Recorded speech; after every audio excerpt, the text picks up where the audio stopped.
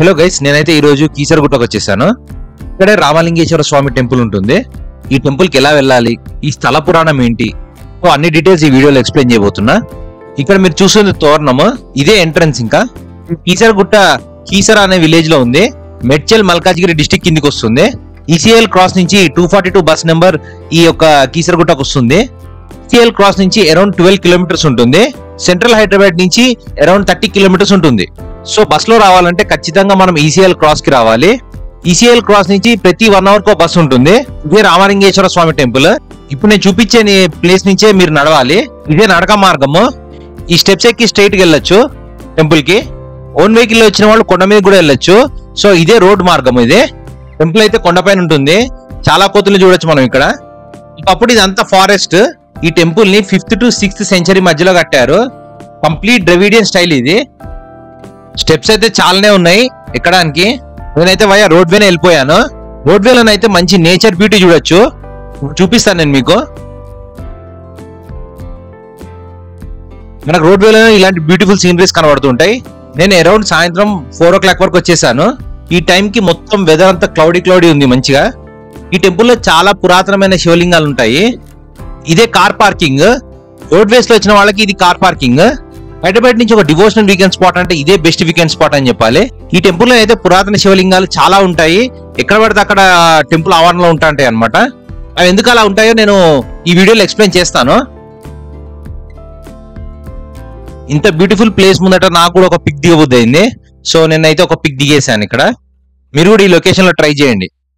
ఇప్పుడు ఇక్కడి స్థల పురాణం తెలుసుకుందాం. పూర్వంలో త్రేతాయుగంలో అయోధ్యను పరిపాలించిన రాముడు సీత వనవిహారం చేయడానికి ఇక్కడికి వస్తారనమాట. రాముల వారు సీతమ్మ వారితో పాటు హనుమంతుల వారు కూడా ఇక్కడికి వస్తారనమాట. ఈ ప్రాంతం చూసి రాముల వారు సీతమ్మ వారు ఇక్కడ ప్రకృతికి చాలా ఆనందపడి ఇక్కడ ఒక శివలింగ ప్రతిష్టాపన చేయాలని రాముల వారు సీతమ్మ వారు అనుకుంటారు. లింగ ప్రతిష్టాపన చేయడానికి సుముహూర్తం కోసం రాముల వారు మహర్షుల దగ్గరికి వెళ్తారు. మహర్షులు ఒక సుముహూర్తాన్ని నిశ్చయించి రాముల వారికి తెలియజేస్తారు. అప్పుడు రాముల వారు వచ్చి హనుమంతుడిని ప్రతిష్టాపనకై కాశీకి ఎగి కాశీలో ఉన్న శివలింగాన్ని తీసుకురమ్మని చెప్తాడు.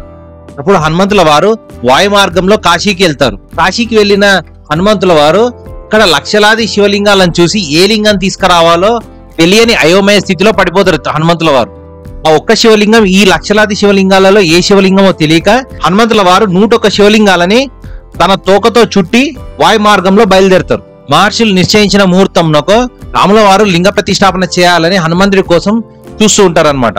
కానీ ఎంతకీ హనుమంతుడు రాకపోగా రాముల వారు సీతమ్మ వారు శివారాధన చేయడం మొదలు పెడతారు.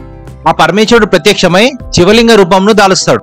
ఆ శివలింగంనే సీతారాముల వారు కలిసి ప్రతిష్ఠిస్తారు. టెంపుల్లో ఇదే స్థల పురాణాన్ని ఇలా రాయి మీద చెక్కి ఉంటుంది. ఇప్పుడు నేను చెప్పిన కథ మొత్తం ఇక్కడ చిత్ర రూపంలో ఇలా ఉంటుంది. వాటికి రిలేటెడ్ పిక్చర్స్ అన్ని ఉన్నాయి ఇక్కడ. రాముల వారి ప్రతిష్టాపన అయిపోయిన తర్వాత హనుమంతుల వారు 101 శివలింగాలతోని రాముల వారి దగ్గరకు వచ్చేస్తారు.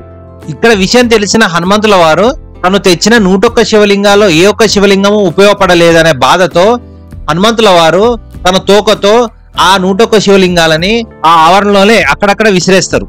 ఇప్పుడు రాముల వారు హనుమంతుడిని శాంతింపజేసి ఈ ప్రాంతము నీ పేరుతోనే కేసరిగా ప్రసిద్ధి చెందుతుందని హనుమంతుడికి సెలవిస్తాడు. ఇప్పుడు హనుమంతుడు సంతోషించి తను తెచ్చిన వాటిలో ఒక లింగాన్ని స్వామివారి వామన భాగంలో ప్రతిష్ఠించారు. రాముల వారు ఈ లింగాన్ని ప్రతిష్ఠించారు కాబట్టి రామలింగేశ్వర స్వామి అని ఇక్కడ ఒక స్వామివారిని పిలుస్తారు. రాముల వారు ఈ క్షేత్రాన్ని కేసరి అనే ఒక నామకరణం చేశారు కాబట్టి కాలక్రమేణా దీన్ని కీసరగా పిలవడం స్టార్ట్ అయింది. ఈ టెంపుల్లో నాగదేవత ఆలయం కూడా ఉంటుంది. నాగేంద్రుని పుట్ట మాత్రం చాలా పెద్ద ఉంది. ఖచ్చితంగా విజిట్ చేయాలి. టెంపుల్ చుట్టూ చిన్న చిన్న శివలింగాలు చాలా ఉన్నాయి. ఇలా హనుమంతుల వారు కాశీ నుంచి తెచ్చిన శివలింగాలేమో ఇవి. ఈ టెంపుల్లో చాలా ఎత్తైన విగ్రహం ఉంటుంది హనుమంతుడిది. పురాణంలో హనుమంతుడి పాత్రే ఎక్కువ ఉంది. హనుమంతుడి స్టాచ్యూ నుంచి బ్యాక్ సైడ్ వ్యూ చాలా బాగుంటుంది. ఖచ్చితంగా చూడాలి.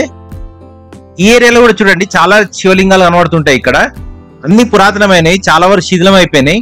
ఇక్కడ పక్కనే కింద ఒక చిన్న పాండ్ లా ఉంటుంది. నేనైతే ఈ హిల్ మీద కూర్చొని చాలా సేపు టైం పాస్ చేశాను. ఇదే నేను చెప్పిన పాండ్. ఆ లేక్ లో చూసే తామర పూలు కనబడుతుంటాయి. చూస్తే చాలా మంది ఇక్కడ స్పాట్ లో ఆగుతున్నారు అనమాట. అక్కడి నుంచి వేరే రూట్ నుంచి వచ్చి కార్ లో ఆగుతున్నారు అనమాట.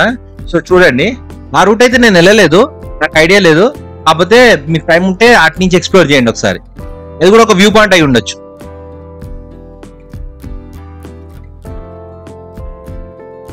ఈ road direct back side of the temple వస్తుంది అనమాట. కొంచెం హిల్ పైన ఉంటుంది. ఇంకా కొన్ని రిసార్ట్స్ కూడా చూశాను నేను. చాలా peaceful temple and powerful temple అనే చెప్పాలి. అందరూ ఖచ్చితంగా విజిట్ చేయండి. వీడియో నచ్చితే లైక్, షేర్ అండ్ సబ్స్క్రైబ్ చేయండి.